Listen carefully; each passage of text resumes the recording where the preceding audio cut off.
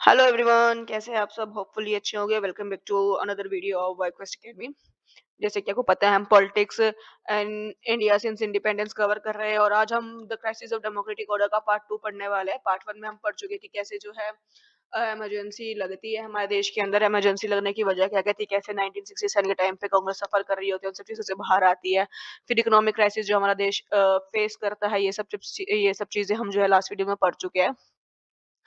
Student movement Gujarat Bihar का कैसे जो है इंडियन पॉलिटिक्स को इफेक्ट करता है, और इसके साथ साथ जो है स्ट्राइक्स शुरू होती है, रेलवे स्ट्राइक वगैरह होती है। इन सब चीजों के बारे में हम पढ़ चुके हैं। उसके साथ जो है गवर्नमेंट के जो कन्फ्लिक्ट है जुडिशरी के साथ, और हाई इलाहाबाद हाई कोर्ट का जो फैसला जो इंदिरा गांधी के इलेक्शंस को जो है उसको इलीगल बताते हैं, और उसके बाद जो है इंदिरा गांधी कैसे ऑन 12 जून 1975 का इमरजेंसी को डिक्लेयर करते हैं। ये सब चीजें जो है हम लास्ट वीडियो में कवर कर चुके हैं। आज हम पढ़ने वाले हैं जो ये इमरजेंसी लगी थी, इसके जो कॉन्सिक्वेंसेस थे, वो सब चीजें क्या-क्या थे, ये जो है हम इस वीडियो में आज पढ़ेंगे। तो हम देख लेते हैं कॉन्सिक्वेंसेस वाला टॉपिक।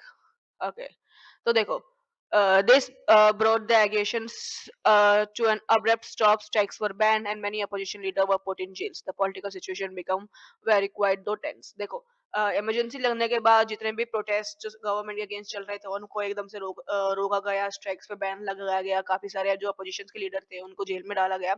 और इसके साथ साथ जो ना हमारे देश की पॉलिटिकल सिचुएशन जो है ना बहुत ज्यादा टेंस हो गई थी, बहुत ज्यादा क्रिटिकल होती जा रही थी। Deciding to use its special power under emergency provisions, the government suspended the freedom of press. और गवर्नमेंट ने जो है अपनी इमरजेंसी प्रोविजंस की जो पावर थी उसका इस्तेमाल करते हुए हमारी जो है प्रेस पे भी जो है सस्पेंड लगाने शुरू कर दिए। काफी सारे न्यूज़पेपर्स को जो है पहले से जो है अप्रूवल लेने की जरूरत पड़ती थी कुछ भी कोई भी मटेरियल पब्लिश करने के लिए, और इसको जो है ना प्रेस सेंसरशिप कहते थे। This is known as press censorship, जिसका जो है हम ऊपर टॉप पे हम पढ़ चुके हैं कैसे जो नई दुनिया का न्यूज़पेपर में जो एडिटोरियल पेज था उसको ब्लैंक छोड़ना शुरू करा था न्यूज़पेपर ने, ये सब चीजें। तो अप्रहेंडिंग सोशल एंड कम्युनिकल डिसहार्मनी, सोशल और कम्युनिकल जो डिसहार्मनी थी उस पर उस पे जो है रोक लगाएगी। गवर्नमेंट ने जो आरएसएस को और जमात इस्लाम पे बैन लगा दिया। प्रोटेस्ट, स्ट्राइक और पब्लिक एगेशन जो हो रहे थे उन सबको जो है बिल्कुल इलीगल बोला, उसको डिसअलाउड किया। उसके साथ साथ जो है most importantly under the provision of emergency the various fundamental right. देखो, इमरजेंसी के दौरान जितने भी हमारे ज्यादातर फंडामेंटल राइट्स थे ना सिटीजन्स के, उनको सस्पेंड किया गया। खासकर वो राइट जो उन्हें राइट टू सिटीजन का था, जिसके थ्रू वो है कोर्ट में जाकर अपने फंडामेंटल को रिस्टोर करने के लिए जो है अर्जी डाल सकते थे। इसको जो है इसको भी जो है बैन किया गया। उसके बाद government made extensive use of preventive detention. उसके बाद गवर्नमेंट ने अपनी पावर का यूज करते हुए जो है प्रिटेंटिव डिटेंशन करना शुरू करा, उन लोगों को गिरफ्तार करना शुरू करा जो लोग कोई ऑफेंस कर नहीं रहे थे पर उनको लग रहा था कि ये लोग ऑफेंस कर सकते हैं, तो उनको भी साथ साथ गिरफ्तार करना शुरू करा। Under this provision people are arrested and detained not because they have committed any offence. इस डिटेंशन के इस प्रोविजन के अंदर जो लोग है उसको अरेस्ट किया जाता है, उन्हें डिटेन किया जाता है इस वजह से नहीं क्योंकि वो कोई ऑफेंस किया है, उन्होंने कोई गुनाह किया है, बट इस वजह से क्योंकि उन पर डाउट था कि ये फ्यूचर में जाके या ये आगे जाके जो है कोई ऑफेंस कर सकते हैं। और using preventive detention act, the government made large scale of arrest during the emergency. और इस प्रोविजंस को, इस डिटेंशन एक्ट को यूज करके वे इमरजेंसी के टाइम पे एक जो है बहुत बड़ी मात्रा में जो है बहुत सारे अरेस्ट किए गए। अरेस्टेड और खासकर जो है पॉलिटिकल वर्कर्स को, arrested political workers could not challenge their arrest through habeas corpus petition।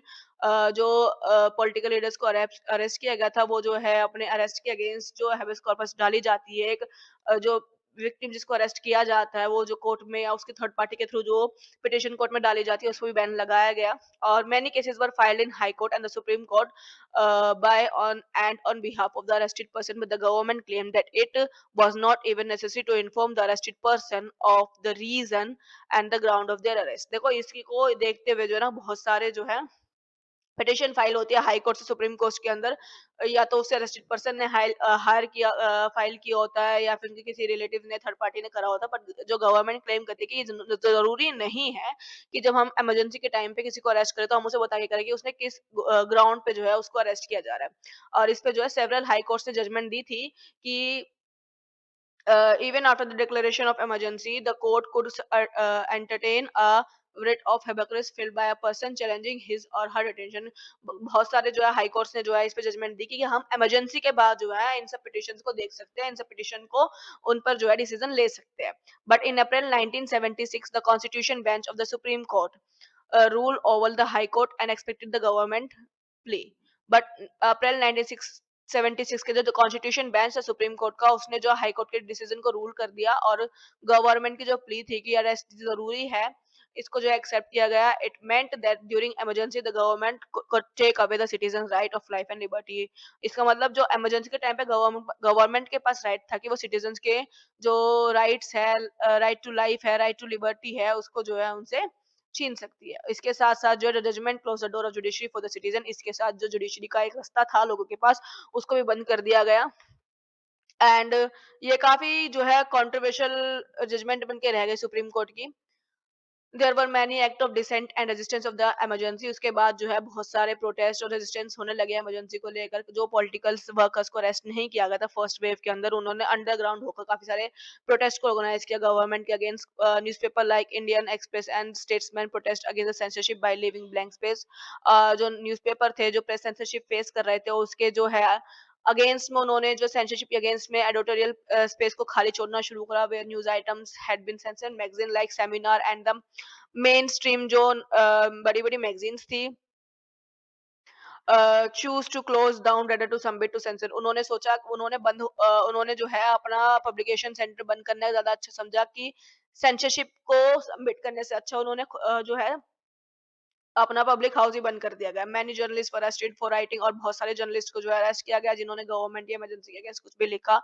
And many underground newsletters and leaflets were published by pass censorship, और बहुत सारे जो न्यूज़लेटर लिफलेट्स थे वो बाईपास सेंसरशिप के थ्रू पब्लिश होते थे। जैसे कि कन्नड़ के जो राइटर थे शिवाराम करनट, जो पद्म भूषण अवार्डी थे, और हिंदी राइटर फनीशा वरनाथ रेणु ने जो है अपने पद्मश्री जो है रिवॉर्ड्स जो उन्हें मिले थे उन्हें वापस कर दिया गया। उन्होंने अपने रिवॉर्ड्स को वापस किया प्रोटेस्ट में। इन अवार्ड को वापस करा क्योंकि यहाँ पर डेमोक्रेसी का सस्पेंशन हो रहा था, और प्रोटेस्ट में अपना सपोर्ट दिखाने के लिए इन लोगों ने ये सब किया। And by and large through such open act and defense resistance were, और by and large through such open acts of defense, और उस टाइम पे जो है इतने अपना प्रोटेस्ट दिखाना, इतने बड़े ओपन एक्ट्स दिखाना उस टाइम पे, रेजिस्टेंस जो है इमरजेंसी के जो विरोध था लोगों का वो दिखाना जो ना बहुत ज्यादा रेयर हो रहा था।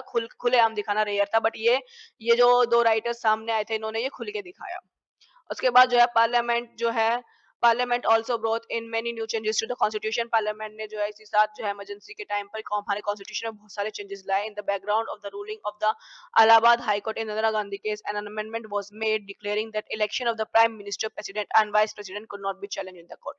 अब देखो, इमरजेंसी लगने का सबसे बड़ा रीजन यही था कि जो है इलाहाबाद कोर्ट ने जो है इंदिरा गांधी के जो इलेक्शन था उनका जो जो इलेक्टेड था उसको इलीगल बताया गया। तो इसको मद्देनजर रखते हुए इंदिरा गांधी ने कॉन्स्टिट्यूशन में अमेंडमेंट किया। इन्होंने ये सिलसिला ही खत्म कर दिया। इन्होंने अमेंडमेंट लगाया कि जो जितना भी ड्यूरिंग जो प्राइम मिनिस्टर, प्रेसिडेंट और वाइस प्रेसिडेंट के जितने भी इलेक्शन है, और उसको जो है ना कोई भी जो है कोर्ट के अंदर चैलेंज ही नहीं कर सकता। एंड उसके साथ साथ जो है इलेक्शन के टाइम पे जो है हमारा 42nd अमेंडमेंट भी होता है जिसमें प्रेम्बल में चेंज किया जाता है, और सेक्युलरिटी, सोशलिस्ट, इंटीग्रिटी जैसे वर्ड्स जो है उसमें ऐड होते हैं। तो 42nd अमेंडमेंट भी जो है हमारा इमरजेंसी के टाइम पे ही होता है।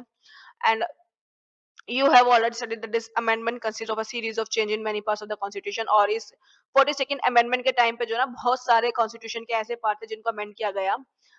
ठीक है, among the various change made by this amendment, one was the duration of the legislature in the country was expanded from 5 to 6 years। सबसे बड़ा चेंज जो हुआ था वो ये था कि जो लेजिस्लेचर है, जो राज्यसभा है कंट्री का, उसको 5 से हटा के 6 साल कर दिया गया था।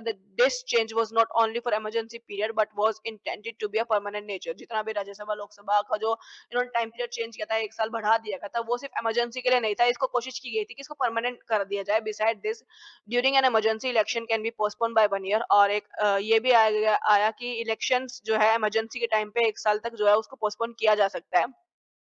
Election can be postponed by 1 year. Thus, effective after 1971 election needed to be held only in 1978 instead of 1976। इसी वजह से जो है 1971 के बाद जो इलेक्शन सीधा होता है वो 1978 में होता है, ना कि 1976, क्योंकि 1975 में तो वो इमरजेंसी ही लग चुकी थी हमारी। अब इमरजेंसी जो है हमें क्या-क्या लेसन सीखने को मिलते हैं देखो।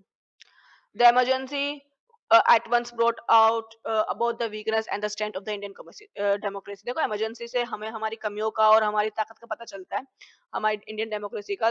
तो there are many observer who thinks that India ceased to be democratic during the emergency, and it is not worthy and normal democratic functioning resume within a short span of time। देखो ऐसे बहुत सारे observer था जिनका मानना ये था कि इंडिया ने जो है ना अपनी डेमोक्रेटिक नेचर को तो ना उसको रखा कि इवन इमरजेंसी खत्म होने के बाद भी with in a short period of time जो है हमने हमारी डेमोक्रेटिक फंक्शंस को रिज्यूम किया, उसको चालू रखा। दस one lesson of emergency is that it is extremely difficult with two do away with democracy in India. तो एक लेसन तो ये मिलता है कि इमरजेंसी के जैसे क्रिटिकल सिचुएशन में भी हमने जो है ना हमारी डेमोक्रेसी को हमसे दूर नहीं जाने दिया। दूसरा क्या था, it brought out some ambiguous regarding the emergency provision in the constitution that have been ratified since. देखो उसके बाद जो है इमरजेंसी के दौरान हमारे कॉन्स्टिट्यूशन में कुछ ऐसे चेंज आए जिन्हें ठीक करना बहुत जरूरी था।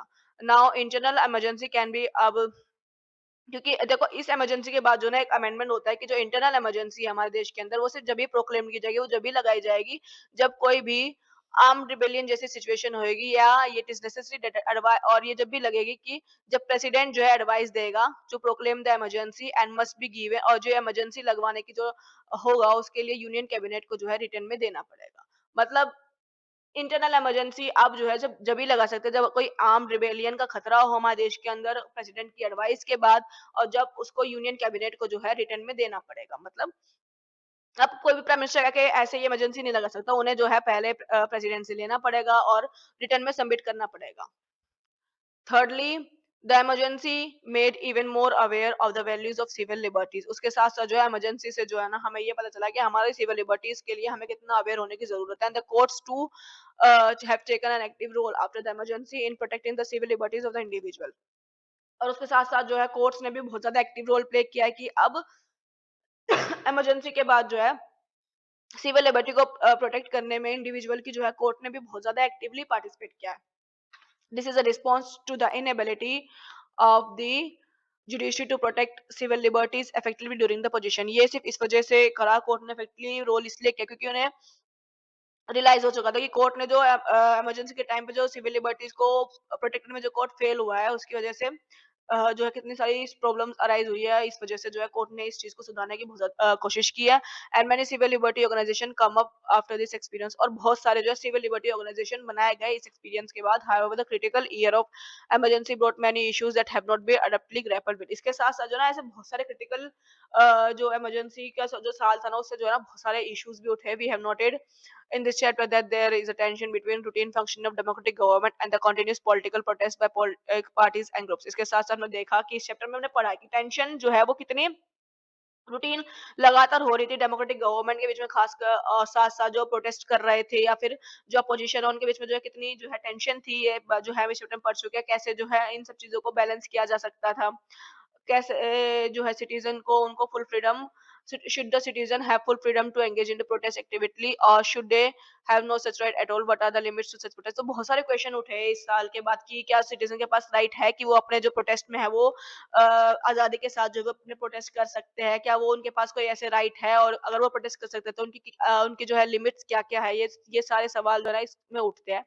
And secondly, the actual implementation of the emergency rule took place through the police and the administration। और दूसरा जो actual implementation होता है emergency का वो पुलिस और एडमिनिस्ट्रेशन के थ्रू होना चाहिए।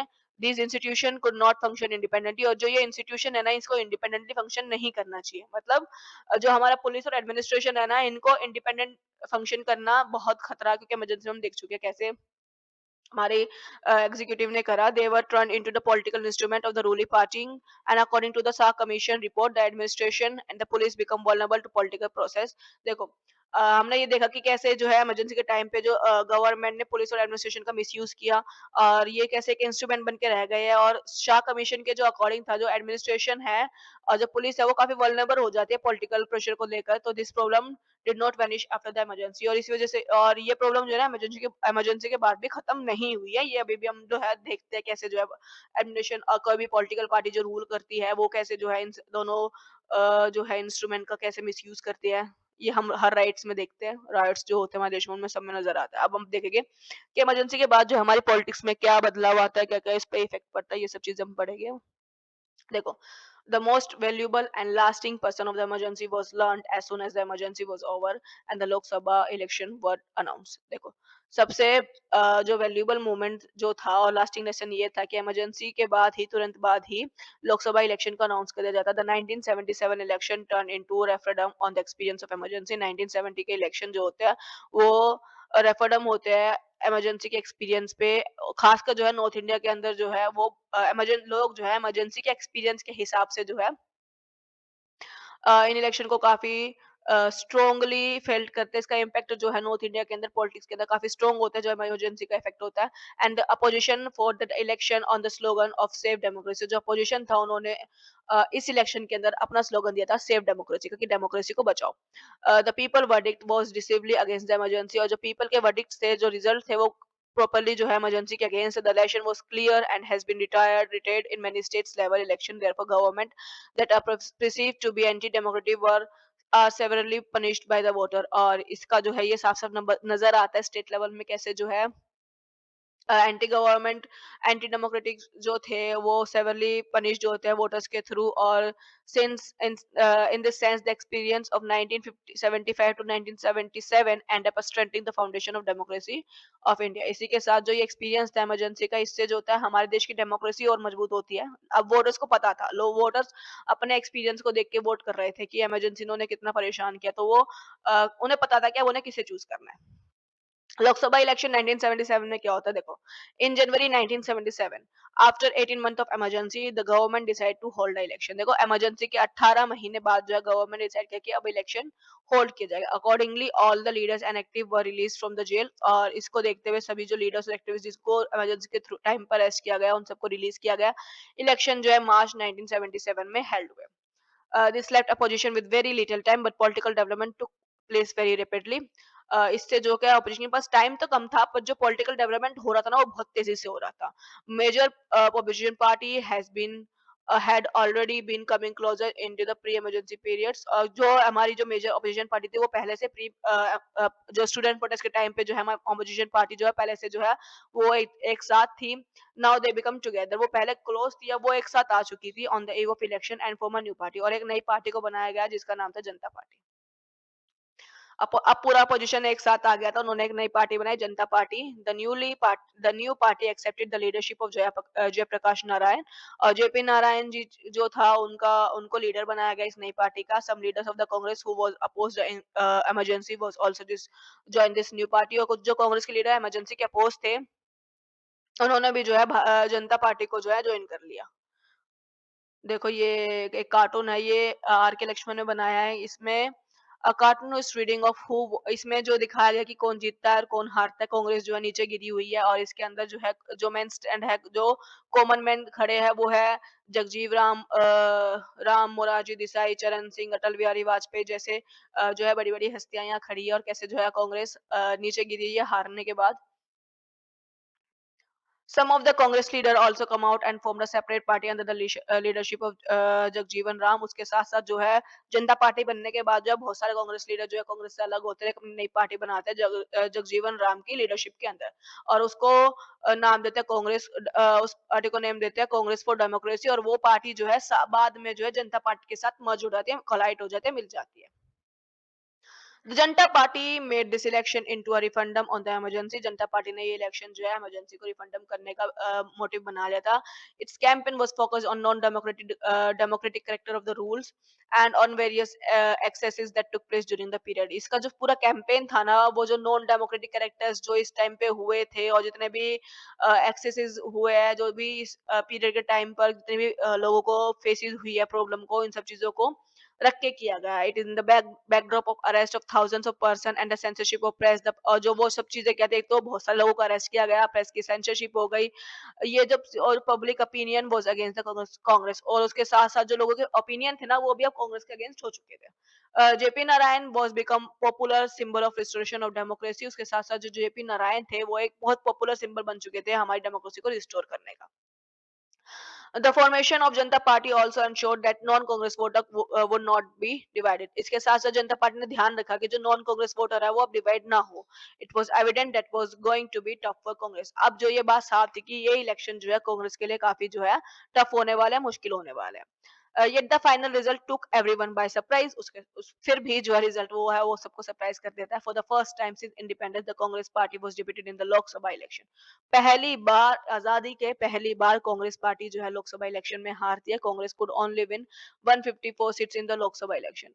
1977 के इलेक्शन में कांग्रेस जो है लोकसभा में हारती है और सिर्फ 154 सीट्स को है वो जिसको मिलती है.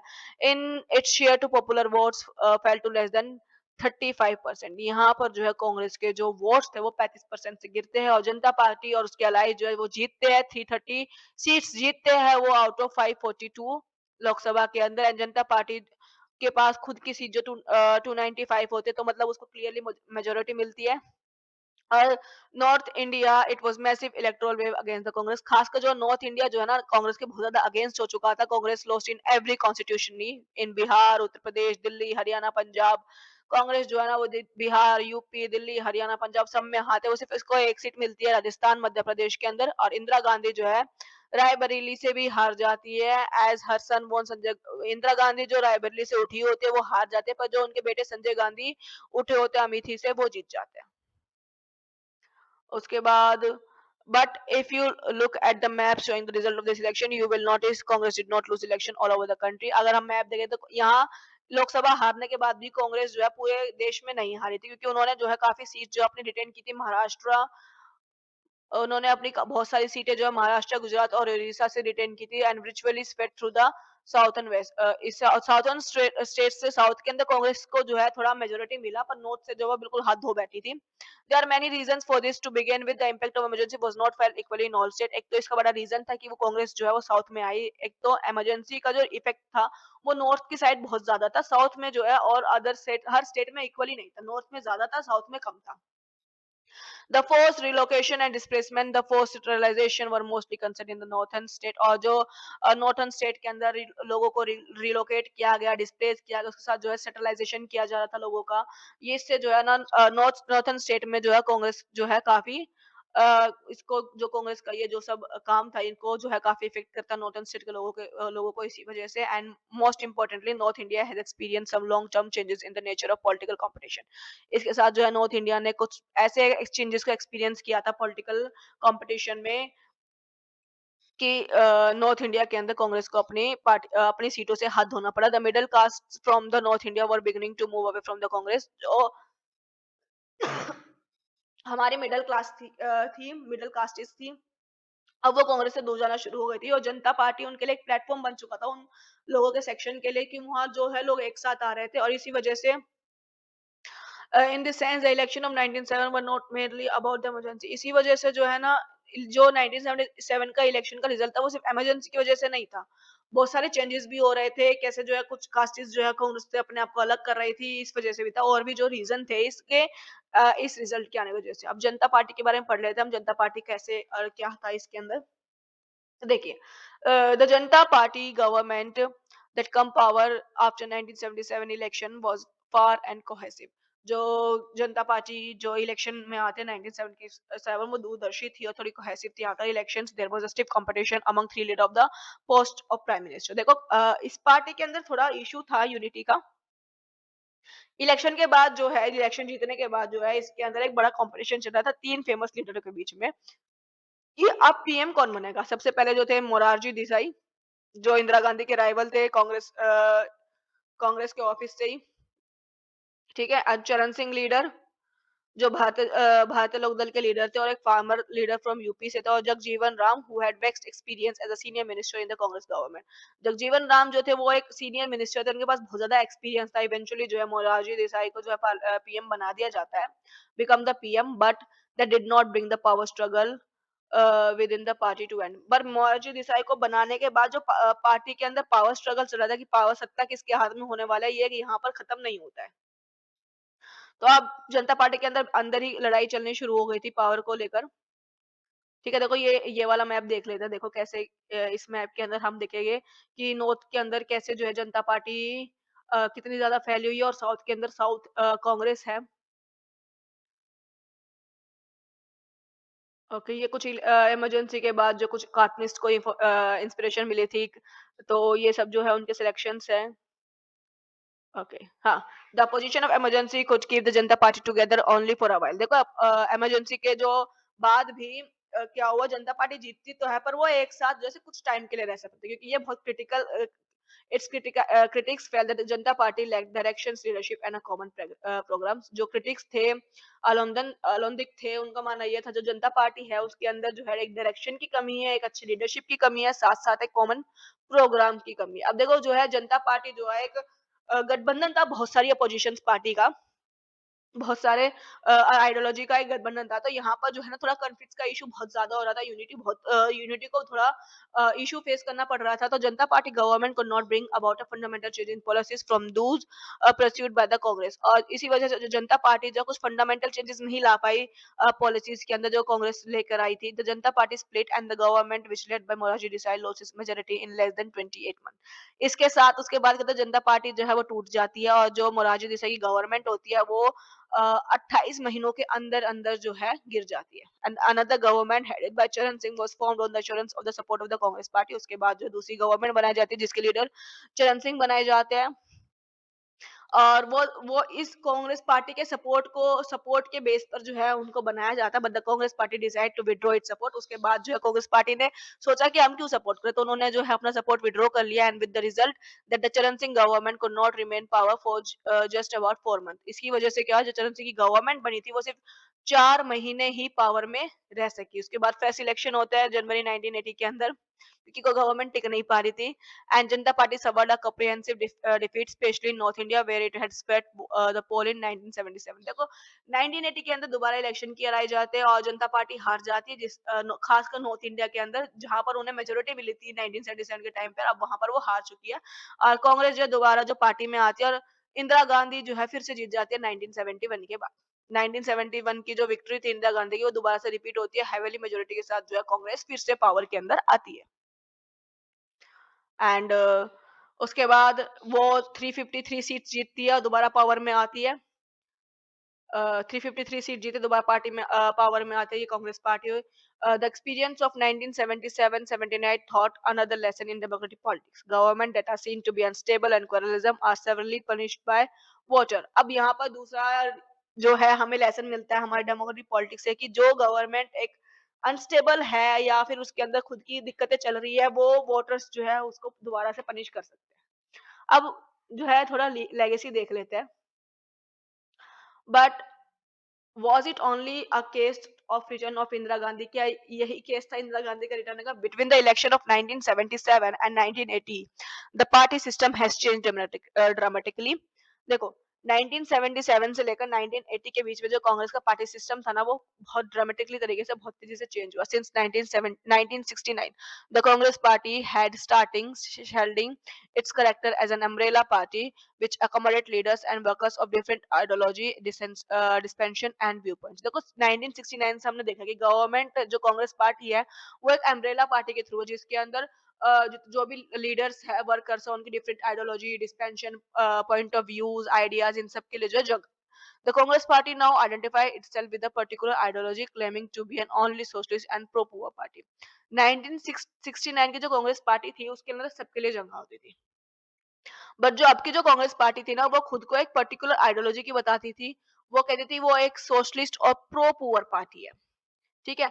दस with the early 1970s the congress political cause success depended on the attracting people on the basis of sharp social ideologies division, sharp social and ideologies division with the and the appeal of the leader Indira Gandhi. देखो, जो 90s की 70s की या 90s की जो government थी, वो इस बात पे लोगों को अपनी तरफ अट्रैक्ट करती थी, क्योंकि यहाँ पर एक शार्प सोशल आइडियोलॉजी का डिवीजन है और एक स्पेशल अपील का हमारे पास एक लीडर है जो कि इंदिरा गांधी है। And with the change in the nature of the Congress party the opposition parties relied more and more on what is known as Indian politics as non congressism. और ये जो चेंज था ना कांग्रेस पार्टी का, एक इंदिरा गांधी पे डिपेंड होने का, ना कि आइडियोलॉजी या फिर लोगों को जंगा देने का, उससे क्या हुआ, जो हमारी अपोजिशन पार्टीज थी ना, वो ज्यादा से ज्यादा रियलाइज हो रही थी कि इंडियन पॉलिटिक्स को जो है नॉन कांग्रेसिज्म होती जा रही है।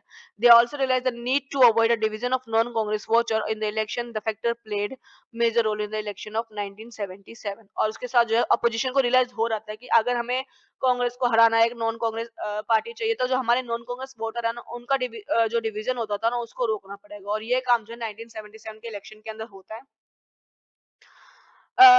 In an indirect manner, the issue of welfare of the background caste is also began to dominate politics in 1977। उसके साथ साथ जो है ना, एक indirect तरीके से जो बैकवर्ड क्लासेस जो है, उनके जो वेलफेयर के इश्यूज है, वो जो है डोमिनेट करने लगे पॉलिटिक्स को। 1977 के जो पॉलिटिक्स को है, जो उन्होंने बैकवर्ड क्लासेस को बहुत ज्यादा डोमिनेट किया। एज वी हैव सो अब the result of 1977 election war at least party rule partly due to the shift among the backward castes of non India। देखो, हमने देखा कि 1977 का जो इलेक्शन था, कैसे जो है मिडिल कास्टेस थी, बैकवर्ड क्लास कास्टेस थी, वो जो है जनता पार्टी की तरफ अट्रैक्ट होती है। तो एक जो है बैकवर्ड कास्टेस का भी जो है ना, बहुत बड़ा रोल था कि 1977 के इलेक्शन के रिजल्ट के अंदर कैसे जो वो एक दूसरी पार्टी की तरफ शिफ्ट होती है। And following the Lok Sabha election, many states also held assembly election 1977. Again, the northern states elected non-Congress government in which the leader of the backward class played an important role। और उसके बाद जो है 1977 के election के साथ जो है असेंबली इलेक्शन भी होते हैं 1977 में।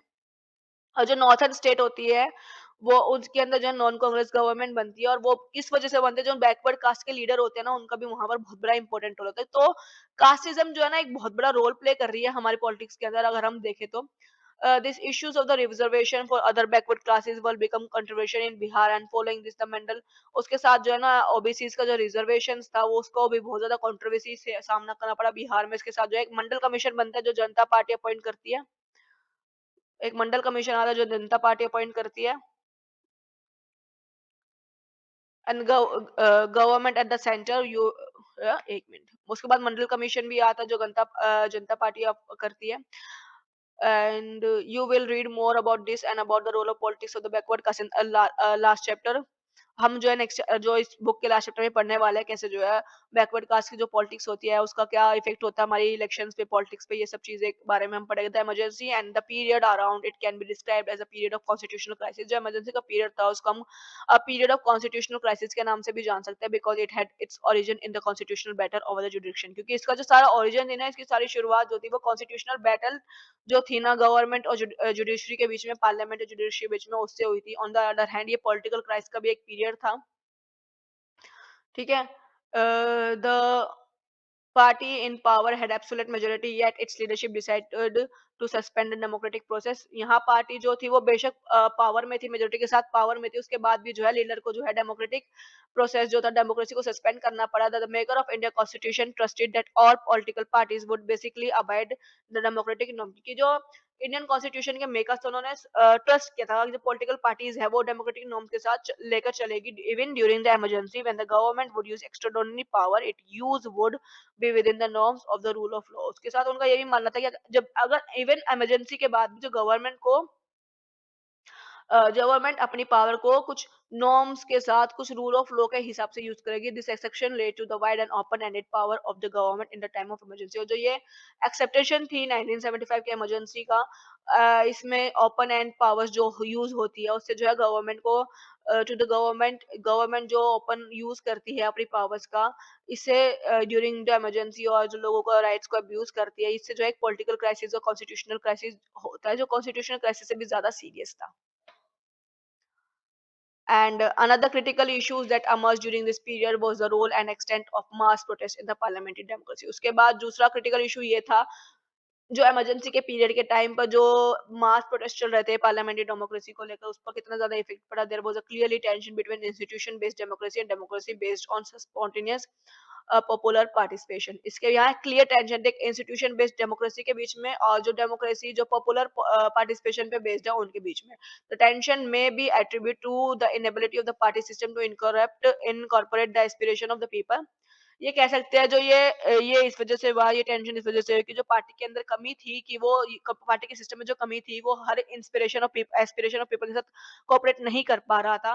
तो एक ये इश्यू भी बनता है और इसके बारे में जो हम नेक्स्ट चैप्टर में पढ़ने वाले हैं, कैसे जो है manifestation of this tension in particular debates and around religion, कैसे रिलिजन, आइडेंटिटी, डिबेट्स ये सब चीज़ें जो होती है, ये सब चीज़ें जो हम नेक्स्ट चैप्टर में पढ़ेंगे। अगर आपको इसी के साथ ये चैप्टर खत्म होता है।